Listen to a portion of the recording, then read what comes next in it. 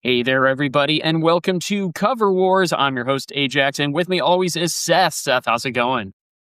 Going pretty well. How are you? I'm not too bad. I'm hanging in there. Cover Wars is a weekly podcast where we are on a quest to find the top 3 quintessential versions of a song. And we do that by pulling from a curated playlist of 20 cover versions of a particular song. And then we provide you with our top 5 favorites from that list, revealing them in a surprise fashion. And then we battle it out in a cover war to determine those top 3 quintessential cover versions of a song, culminating in the best cover ever of a particular song. Seth, what song will we be covering today on Cover Wars? We will be covering Taylor Swift's Blank Space. Oh yeah, let's do this.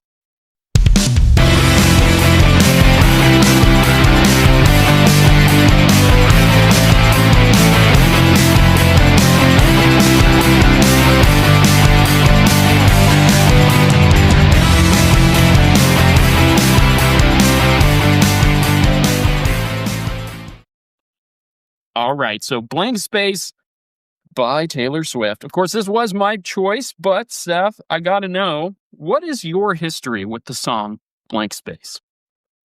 Well, I wasn't prepared for that question. I will say this. I had the 1989 album, and once I found out they were going to remake it with my favorite songwriter, Ryan Adams, I bought that as well. And I'm a big fan of that 1989 album.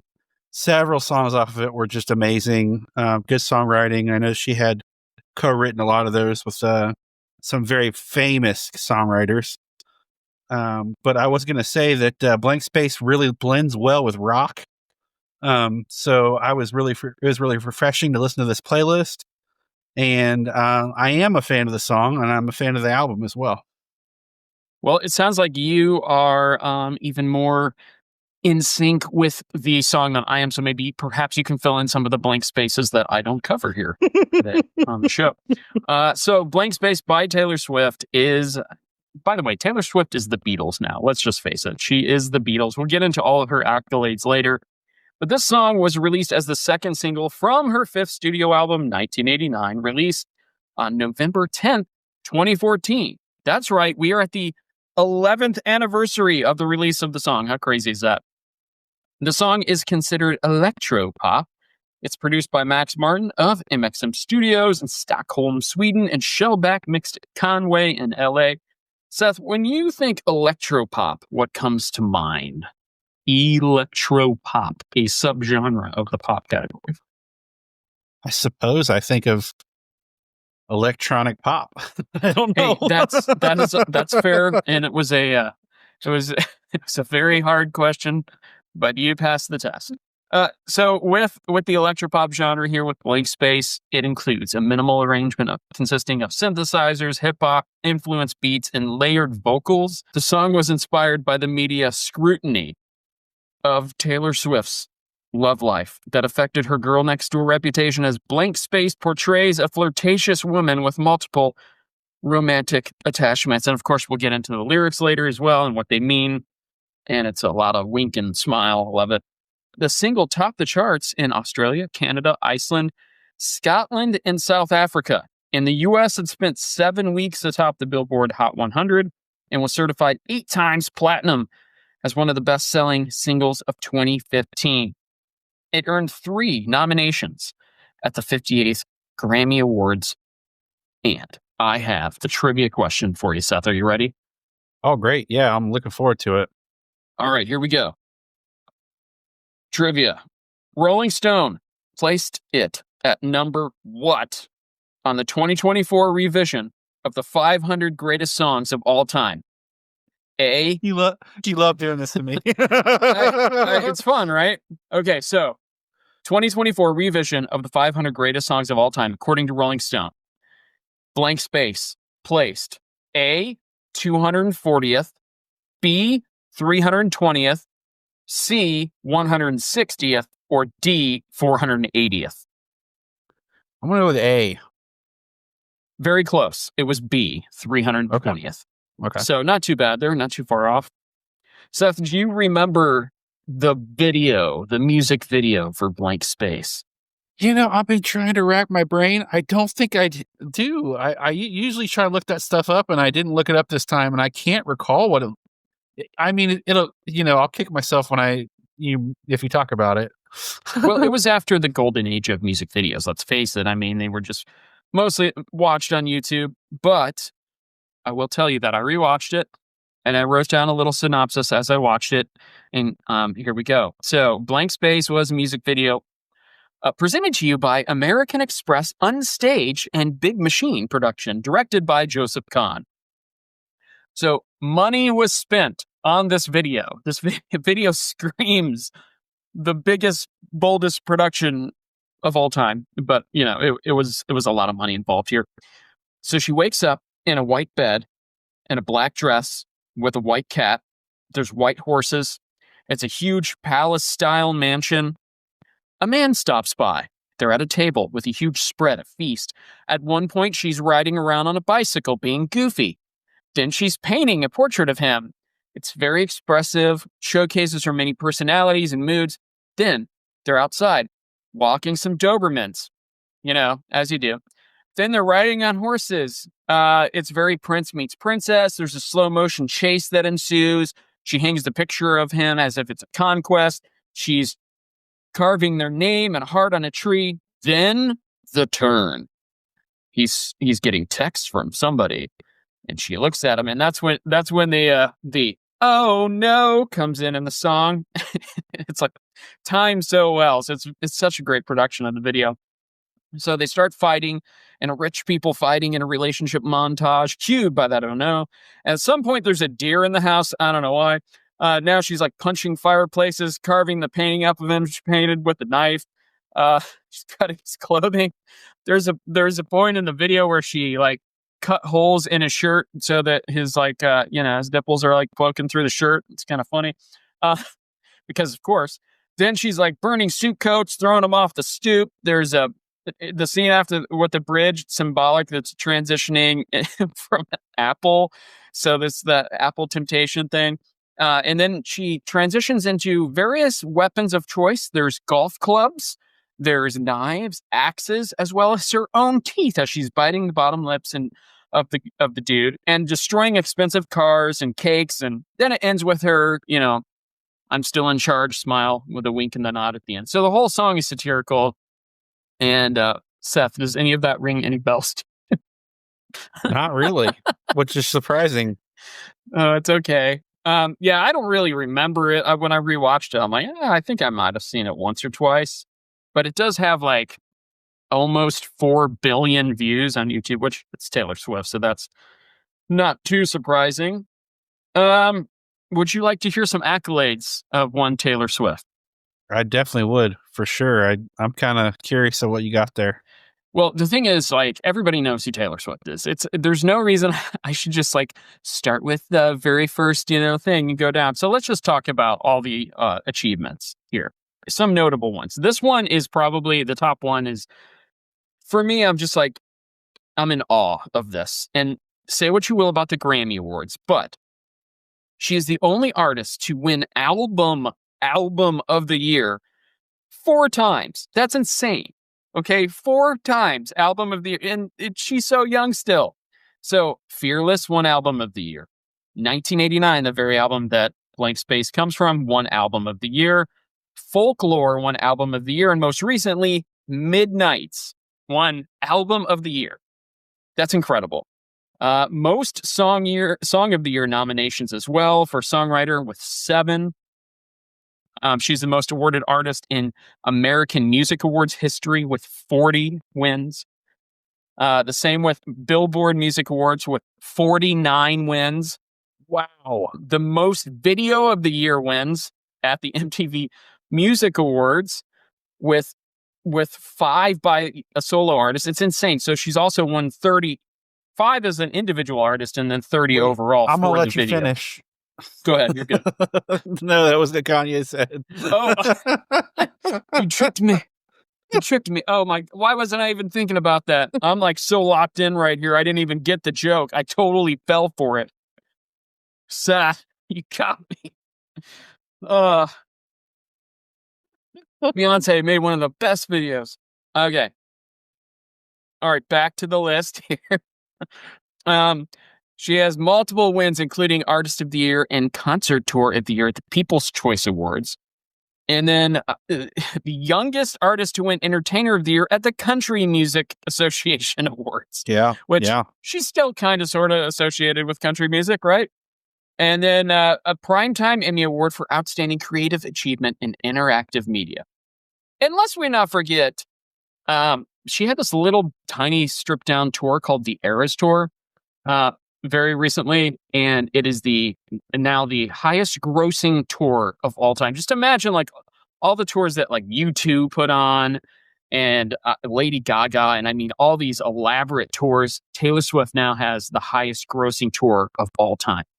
And so she's bigger than life. I really do believe that she is as famous as the Beatles. It's hard to put that into a perspective for older people who are still alive from when the Beatles, had the British invasion and stuff. But if you think about it, she really is. Like, that is the next comparative thing. All right, so let's go now to some of these lyrics. Are you ready, Seth? Oh, I can't wait. Okay, so here's what Blank Space is all about. Blank Space by Taylor Swift is a satirical song about the media's portrayal of her as a serial dater who drives men crazy, writes songs about them in revenge, and is a nightmare dressed like a daydream. Swift took the media's caricature of her and wrote the song from that character's perspective to mock the speculation surrounding her love life. The song also explores the theme of a relationship's predictable cycle from intense romance to explosive breakup. So taken from that perspective, there's so many layers at play here. And we also have the unique take and perspective of somebody who is in the limelight, so much so that they really do get scrutinized every turn. And her relationships, of course, were under that lens. And from her to take that and put it at play here in a song that just conveys every possible emotion in the most satirical way possible with that extra wink and nod is just so brilliant. I mean, this is my favorite Taylor Swift song because it just showcases her excellent writing skills. Some of these lines are so clever, but it is so layered. It is so layered, and it just shows you how smart she is. So, let's begin. Nice to meet you. Where you been? I could show you incredible things. Magic, madness, heaven, sin. Saw you there, and I thought, oh my God, look at that face. You look like my next mistake. Love's a game. Wanna play? New money. Suit and tie, I can read you like a magazine. Ain't it funny? Rumors fly. And I know you heard about me. So hey, let's be friends. I'm dying to see how this one ends. Grab your passport and my hand. I can make the bad guys good for a weekend. So it's gonna be forever. Or it's gonna go down in flames. You can tell me when it's over. If the high was worth the pain. Got a long list of ex-lovers. They'll tell you I'm insane. 'Cause you know I love the players. And you love the game. 'Cause we're young and we're reckless. We'll take this way too far. It'll leave you breathless. Or with a nasty scar. Got a long list of ex-lovers.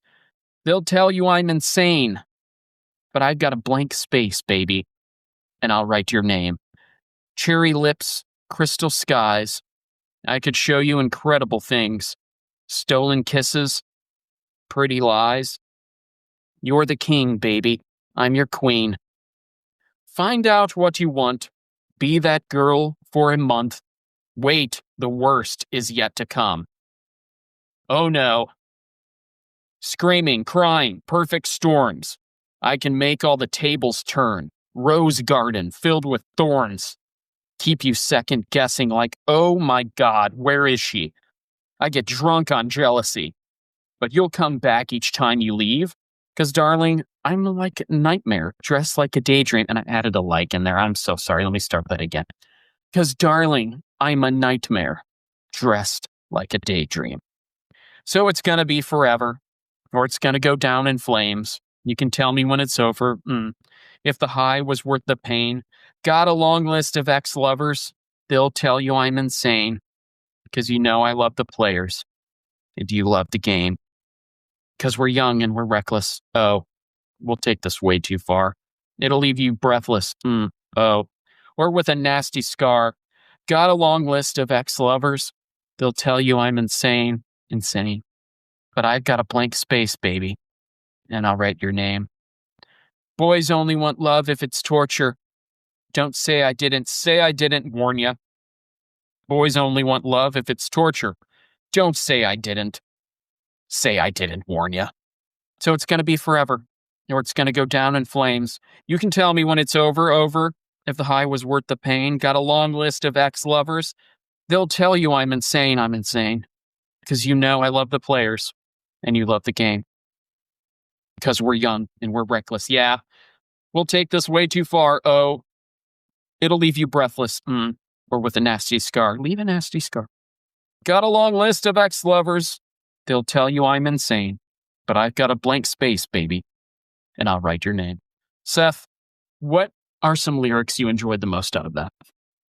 The whole thing. I mean, seriously, it's like you said it's this like a satirical thing. She's showing the fun side of making fun of her own self. It's very amusing, and I dig the whole thing. I mean, there's certain lyrics that I prefer over others, but it's not worth mentioning because the whole song is just brilliant. I love that answer. I mean, I'm 100% on board with you. I will like to when the turn happens. That's when, for me, it even gets better because I just love the.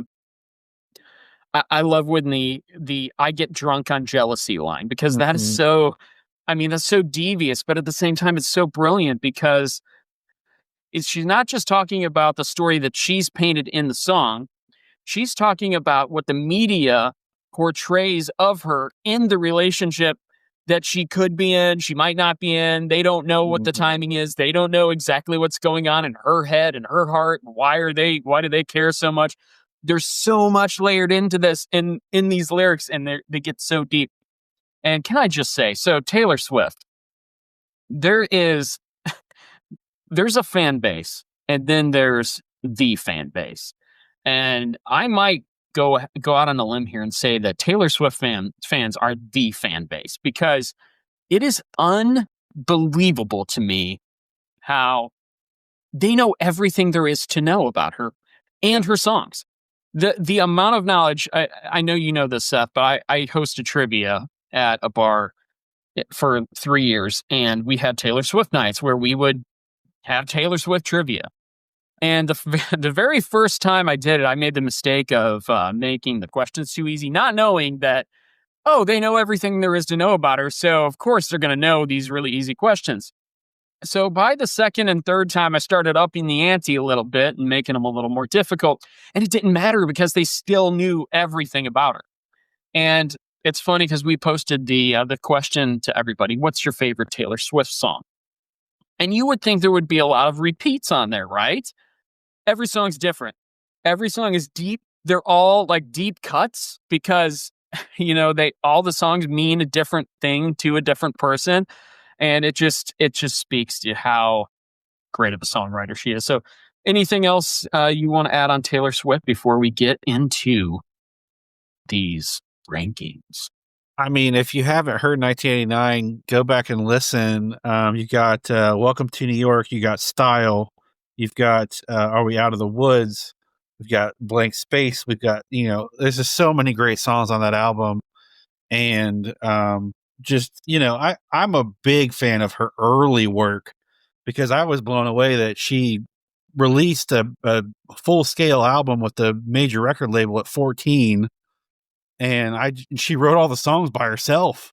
which that's just unbelievable. Like, how is anyone mature enough to deal with everything that goes with that? But she somehow was. It's crazy. Just amazing. Just amazing. That's all I can say. No, I totally agree with that. It's good stuff. So yeah, Style was actually the third single from the album, but yeah, in 1989, a fantastic album. Probably still second to Folklore for me in her discography, but it is very, very good. So we're going to talk some more about Blank Space as we go on with our rankings, and we're going to give you now our top 5 songs, and we're going to start with Seth here. But if you haven't heard the playlist yet, definitely check out the comments and the description for the link to the YouTube playlist and the Spotify playlist for these songs that we're pulling from. So Seth, what is your number 5? My number 5 is Our Last Night. All right. Our Last Night for Seth at number 5. So this comes to you from a single released on January 15th. Our Last Night sitting right now at 2 million monthly listeners. They are an American post-hardcore band formed in 2004. The band is known for post-hardcore and alternative metal renditions of popular pop songs. Of course, they've been on our countdown before. They've been on our podcast before, I should say. But Seth, why do you have them at number 5 with Blank Space? I simply wrote down great vocals, bright sound. I really enjoyed the Nice. the differences in this one and the other takes. Yeah, I love this version. Our Last Night, very, very good. One of my favorite bands who has a lot of covers of pop songs. So, yeah, we've had them on here before, but yeah, this is a very notable version. All right, Seth, would you like to know my number 5? I can't wait. Okay, so my number 5 version of Blank Space is from I Prevail. So this is from Punk Goes Pop Volume 6, released in November of 2014. I Prevail has 4.6 million monthly listeners. They are a metalcore and post-hardcore band from Detroit that rose to popularity from their metal cover of Blank Space, which currently sits at over 82 million views on YouTube. And what I love about this version of the song is what they do with the lyrics, and where they highlight the loud vocals.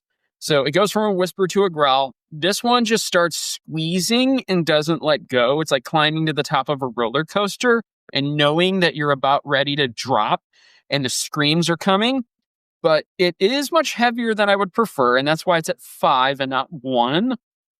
However, the extreme contrast of the vocals here make for that classic post-hardcore version of a pop song, and I really like how it highlights the excellent framework that Taylor created by allowing a band like I Prevail to give the song such a workable facelift. So, Seth, what did you think of I Prevail's version?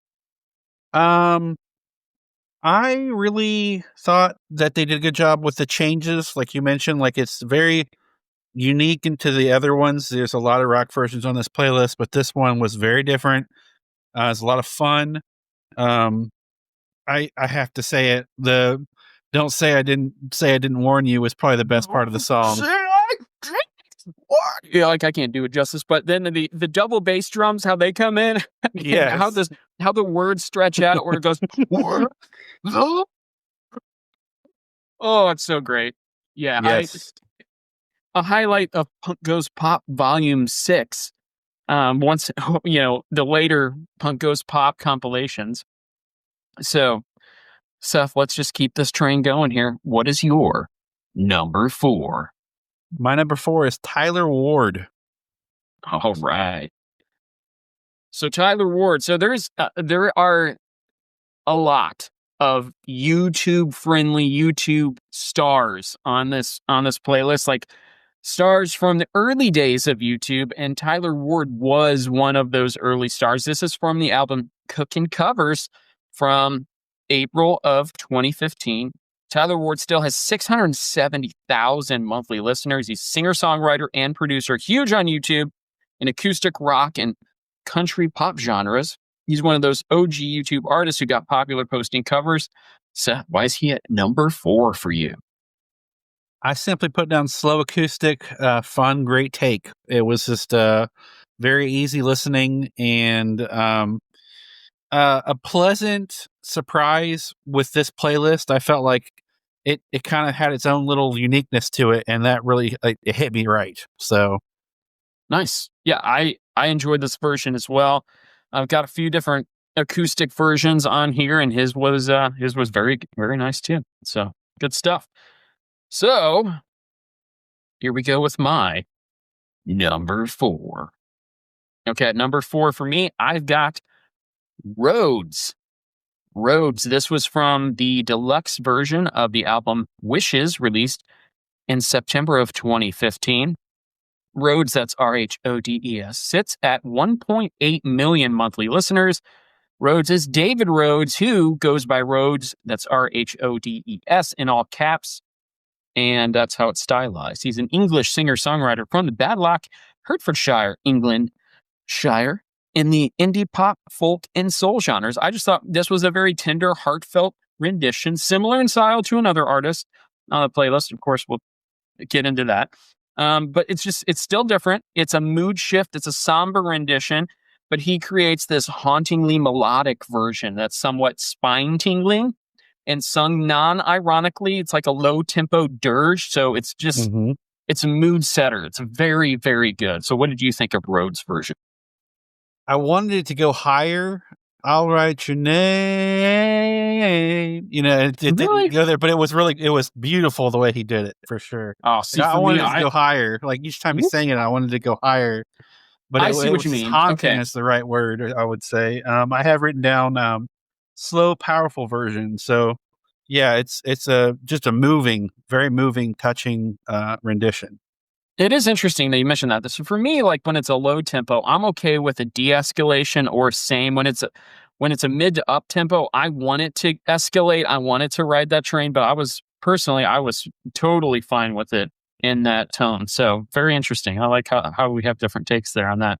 But Seth, I gotta know, what is your number 3? Another artist who's not or very familiar with the podcast is Coco Worth. Coco Worth. Okay. All right, let's talk us some Coco Worth. So Coco Worth, out of the limelight, not a lot of info on Coco online. However, this was from a single released on June of 2018. Still has 45,000 monthly listeners. She is a London-based singer-songwriter who has gone pretty much radio silent since 2019. But why did you like Coco Worth for your number 3? I put down great rendition, precise vocals. The vocals were very on the point, like the dotting the I's and crossing the T's. If you want to, be perfect about it. So technically astute. It's very, very good technically. Yes. All right, nice. Okay, Coco Worth. That I got to say that one surprised me a little. But I do remember when we had Coco on a previous show, you liked her in your top 5 as well. So I shouldn't have been so surprised. Okay, Are you ready for my number 3? I'm very ready. Okay, my number 3. I also have a female vocalist. This is Haley Klinkhammer. Okay, so Haley Klinkhammer. This is from a single released in March of 2015. Haley's got 44,000 monthly listeners. She has a bio. No, it's funny. It's like normally there's artist bios that it's really difficult to find, like Coco Worth. Couldn't find a bio on her at all. But everywhere I looked online was the same bio for Haley, which is kind of cool. So it makes it easier. Here's the bio. At the age of 14, Haley Klinkhammer picked up a guitar and filmed her first YouTube video.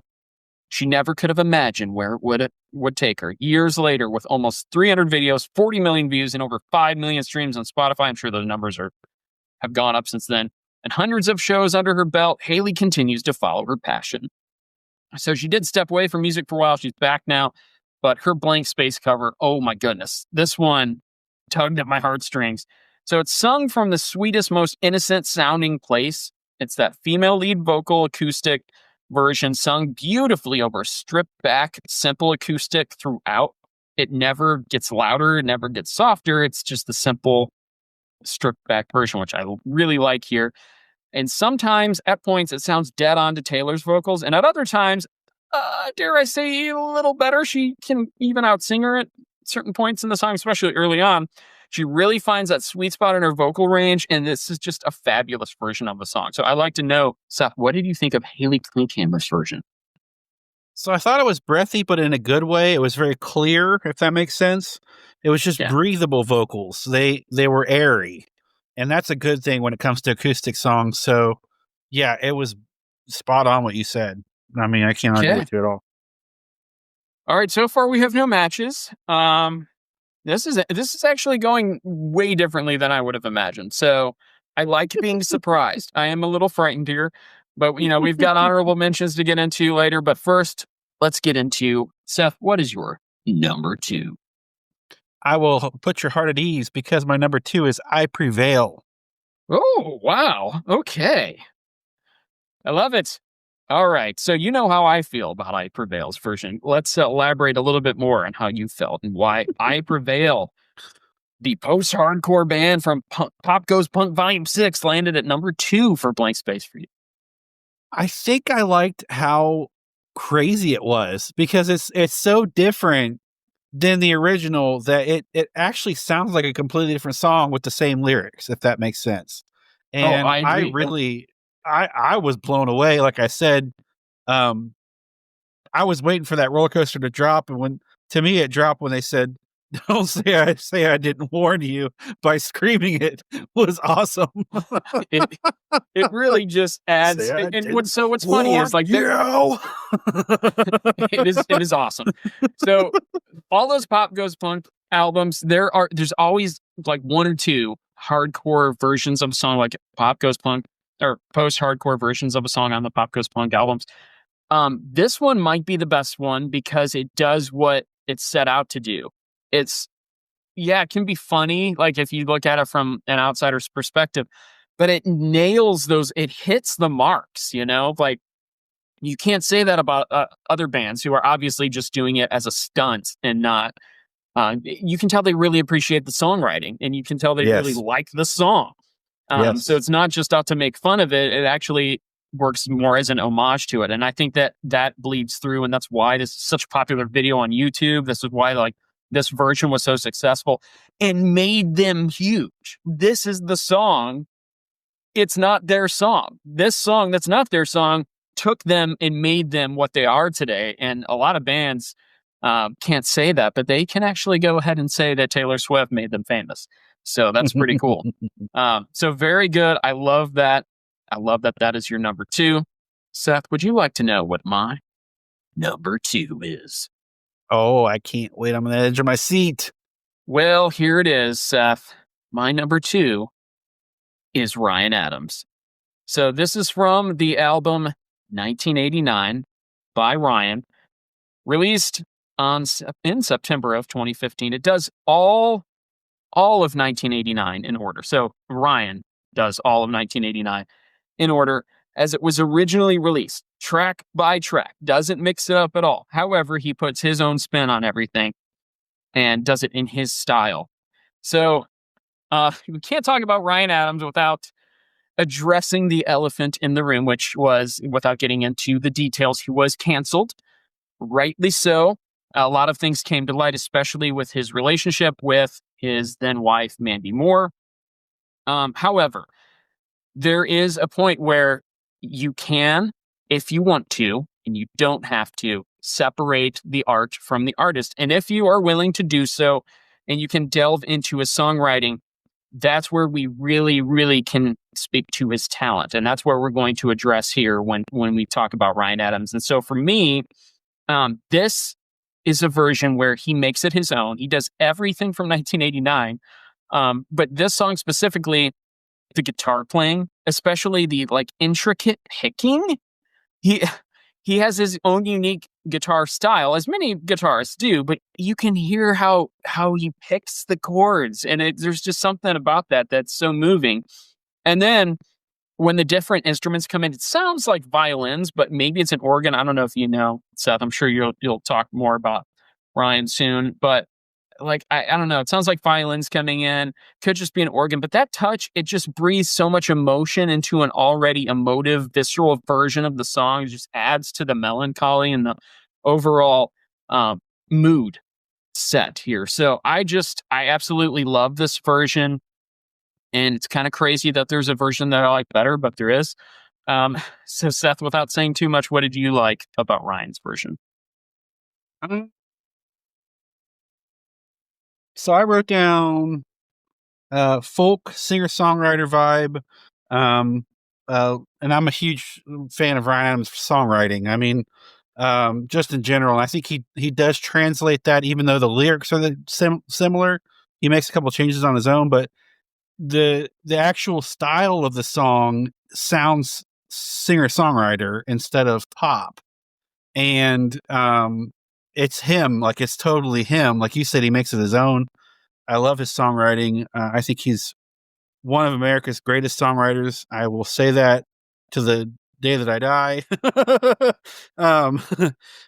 Yeah, I just can't say enough about him. Yep. So I definitely agree with that. And so a little bit more about Ryan Adams too. So he's still got 1 million monthly listeners. He has 30 studio albums. He had 3 as a member of Whiskey Town. His genre, it does blend alt country, folk rock, and Americana, but has a very original style and expressive quality in his vocals and instrumentation. So yeah, Ryan Adams at number 2 for me. So before we get into some honorable mentions, let's bring you our 5 through 2s real quick. So at number 5, Seth has Our Last Night. At number 4, he's got Tyler Ward. At 3, he's got Coco Worth. And at number 2, I Prevail. My 5 through 2, right? 5, I've got I Prevail. At 4, I've got Rhodes. At 3, Haley Klinkhammer. At 2, Ryan Adams. And now, Seth, how about some honorable mentions with your 10 through 6? And I'll give you a little synopsis of each one as we go down. All right, at number 10, if you're ready, I've got Far From Over. All right, so this was from a single released in December of 2014, Far From Over, sitting at just 2,361 monthly listeners. They're a metal band, post-hardcore style version of the song. What did you like about it? So I just wrote down fun version, cool rock take. I really enjoyed their interpretation of the song. Yeah, good stuff. All right, what about number 9 for you? At number 9, no stranger, Pomplamoose. Yes, Pomplamoose. All right, so of course we talked about them quite a bit on the show. It's just funny that I found out that Jack Conte was a half founder of Patreon. That's just crazy to me. But yeah, so Pomplamoose, this was from a single released in September of 2021. Fairly recent. 1.3 million monthly listeners. Jack Conte and Natalie Dawn are an indie pop husband and wife duo who make very catchy music. Seth, what did you like about Pomplamoose's version? It's just very fresh. It's a cool take. It's relaxing in its own way. I don't know how to describe it. It has this vibe to it that's very different from the others. When it comes to this playlist, I look for uniqueness, and that really shines with what I picked out. Like, they sound different than the other takes. Very true. Yeah, absolutely. So what about number 8? At 8, I've got Tanner Patrick. Okay. So yeah, Tanner Patrick. And this was from a single released in December of 2014. Tanner at 68,000 monthly listeners. He's singer-songwriter and multi-instrumentalist from Dallas. Has a pop, rock, and acoustic vibe to him. Very popular on YouTube, another YouTube artist. So, Seth, what did you like about Tanner? So I put crisp, fun sound. There's something relaxing about that take. There's something about the not generic. What's the opposite of generic? Name brand. No. No, it's earnest. It's earnest. Produced. Well, yeah, okay. Yeah, earnest. Gotcha. It's not opposite of that, but it's earnest. It's very heartwarming, and I liked it. Yeah. Very nice. Okay, and what about number 7 for you? At 7, I'm going to put your heart at ease, as well as Haley Klinkhammer. All right. So what'd you like about Haley's version? I like the, like I said, like the breathy vocals. Right. They're just something relaxing about them. I just really appreciated it. Yeah, I love it. All right. And who was your artist that just missed Just missed that top 5. Just missed was Rhodes. Ah, I see. Okay. Rhodes. So can you tell me anything else about Rhodes that you like? It's just it pulls on your heartstrings a little bit more than the other ones do. It's very I agree. straight to the heart. And the musicianship is there too. I would say that and the I Prevail are probably the ones that they really showed their musicianship out of this playlist the most. All right. Very good. All right, Seth. So here's my rundown of honorable mentions. At number 10, I've got Gold Steps. Gold Steps, this was from a single released in October of 2023. They are a female-led pop-punk quartet known for their energetic live shows. And this, for me, this was a pleasant female vocal over an up-tempo rock beat that contrasts nicely with the original mid-tempo pop vibe. No escalation, though. That's kind of why it stayed out of my top 5. It just kind of stayed the same pace the entire time. But I liked it a lot. It was a fun version. Did you like that version at all from Gold Steps? I did like it, and it did grow on me. I was pretty set on my positioning with this one, so it didn't quite make my list. But I wrote down close to the original vocals, so it was very similar to Taylor Swift's vocals on that one. Nice. Okay. At number 9, I've also got Tanner Patrick. This for me was a sweet, sweeping, tender acoustic version that it starts at the right pace and it jams well on the acoustic. It's a scaled back version of the song that maintains the same measures as the original, so I really enjoyed that as well. At number 8, I've got a band called Sea Swallowed Us Whole. This was from a single released in December of 2014. They only have about 1,000 monthly listeners. They were a 5-piece rock band from Orem, Utah. And this is the only piece left of the band today. This is the only thing I found online of them is this version of the song. Apparently, at the time, they did release an EP, but I can't find it anywhere. So, Sea Swallowed Us Whole. What did you think of that version? I liked it. It just didn't quite make my list, and I hate to say that, but it's true. I couldn't find a place for it. No, it's all good. It happens. So this, for me, it's a nice muted rock cover of the song. It starts tonally different, and then it starts rocking out harder at the chorus and then leans heavier into the second verse. But for me, it just gets better and more inventive as it goes along. And then at the end, it's complete chaos, but it's still produced well enough that it doesn't completely go off the rails. So I like it. And then at number 7, I've got Call It Off. So this is from an album they just released last month. So this is from an album called 13, Taylor's number 13, Call It Off's version. So a lot of Taylor homage right there with the title. And then they do an album full of Taylor covers. So if you haven't heard this band yet, please go seek them out. Called Call It Off. And they're a pop punk band. So they do fun versions of songs. They're a Dutch pop punk band. They also released another studio album of originals back in February. For me, this is just a very unique rock take on the song. It starts off a little rocky, but then it gets rocking and it finds its stride at the chorus, and it never looks back. While not the band's best Taylor cover, the drums that kick in at verse 2 here really highlight the band's constant shifting and innovating through the song, and they never are satisfied. So they keep switching up the melodies and stuff. So I really like what they do with the structures of the song. So Call It Off. And at number 6, I've also got Pamplemousse. So Pamplemousse, art house indie disco funky chic version. And it's funny, it's like when I hear the song, I can hear the large glasses worn during the record. Like I feel like I hear large glasses being, I don't know. But it just missed my top 5. The mood is set here, and while I didn't get bored with it, the unique quality throughout it just doesn't change. But I do love it, and it just missed my top 5. All right, Seth, we've come to that point in the podcast. It is time now.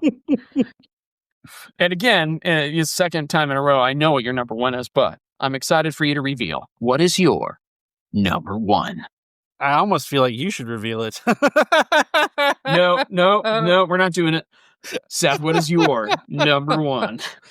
Well, I mean, it's no surprise if anybody's listened to all of our episodes. Ryan Adams is my number 1.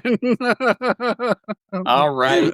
So Ryan Adams, I mean, yeah, like what can you say about the guy's ability to write a song and then the ability to then convey someone else's song in his own voice and make it sound like he's the one that did it originally. And it's just such a talent. And for him to do that with the 13 tracks in 1989, is it 13? I think so, right?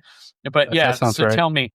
tell me, Seth, some more about this and why you chose it for number one of all these covers. Because you asked for it, I'm going to list off the instruments played in the song. I looked it up. Oh, yes, please. Yes. So he does the vocals, the acoustic guitar, a synthesizer, and then the band plays a bass, a piano, strings, which he probably played the piano as well because he plays the piano.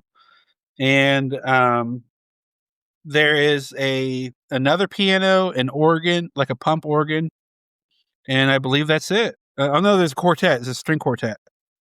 Okay, the string quartet is what got me. Okay, now that makes sense. So that's the one where I'm like, all right, it's funny that you waited till the very last to mention that part. But yeah, in verse 2, when that comes in, that part, I'm like, all right, I'm sold. This is ridiculous. So yeah, and that's a lot of instruments, more than I would imagine. But yeah, it's just so good. What else can we say about it? Is there anything else to say about that version of the song? Just that I love it. And it is fantastic, yes.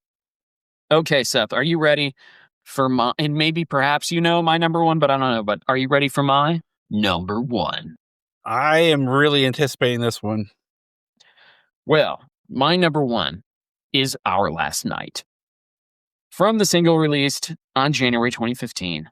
Our Last Night's version, this for me, it's the most well-paced version. It starts off slow, which I think it should, but then the vocals pick up, and then the vocals are great. I love how they sound. They're so good. And then it's tempered when the music breaks. The music lifts at the first verse. And I feel like the restraint that they put in place here, it really sets the stage for the perfect climb and escalation from the chorus to the first verse. And they deconstruct the song so well that by the end, it's no wonder to me why it's my favorite. And I prefer it to I Prevail's version.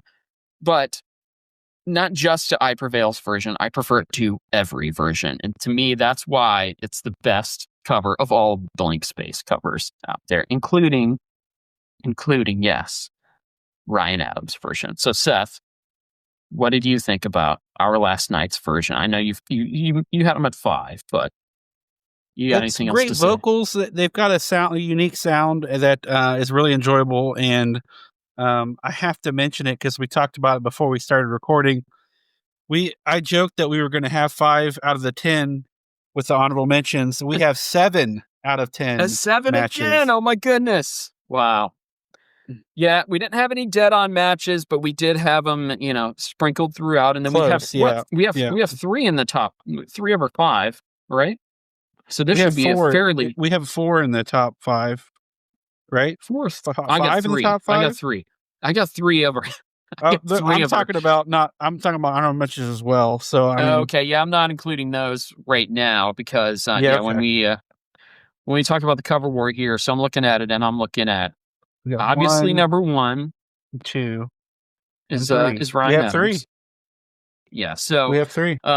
I think this is a pretty easy one as the math works out. I Prevail at 3. Our Last Night at 2 and Ryan Adams at 1 overall. What do you think about that? Sounds great, and those are all great takes. Yep. I mean, those are beautiful. Yeah. All right, so let's go ahead and it progressively quieter as it goes down to the number 1, but also just really, really good. Okay, I'm totally fine with Ryan at 1. I'll comply to that. Here we go. Let's stamp it. And the top 3 covers of Blank Space by Taylor Swift are as follows. Number 3, I Prevail. Number 2, Our Last Night. And our number 1 cover version of Blank Space by Taylor Swift is Ryan Adams. All right, Seth, how do you think we did on that tonight? I couldn't have asked for a better layout. That was perfect. Nice. All right. Well, before we get into where the folks can find us on the socials, Seth, would you like to know the song we're doing next week? We had a request. Oh, I can't wait. I mean, goodness. So this request comes in. And by the way, if you have a request for us and you want to submit it, you can do that. Seth's going to give you our socials here in a little bit. You can comment below here on this YouTube video. It's just that simple. This comes to you from Eileen Moore. She's requesting that we do Little Wing by Jimi Hendrix. Little Wing. Yes. So I'm so stoked to find these covers and listen to these versions. There are a couple of versions that I am familiar with. One in particular that stands out is the Pearl Jam version, but I'm so happy that she chose this, and I'm happy to do the cover. What do you think about that? Wow. I mean, I'm all day. I'm Jimi Hendrix, so that's awesome. Yeah, I mean, and there's a few songs that people know of Jimi Hendrix. This is one that, like, it's a good song. It's a great song. But it's not like a hugely well-known radio hit either. So it's going to be fascinating, I believe, to find these covers and listen to them and go through them with you. So yeah, look for that next week. Seth, where can the people find us here on the socials? All right. You can find us at Cover Wars Podcast on YouTube and Cover Wars Podcast on Facebook, Cover Wars Podcast at gmail.com, and Cover Wars on TikTok. That's right. And hey, if you're ever out there and you're all alone and you don't know where to go for songs covered by artists other than the original, Seth and I, we got you covered. Bye, everybody. Bye.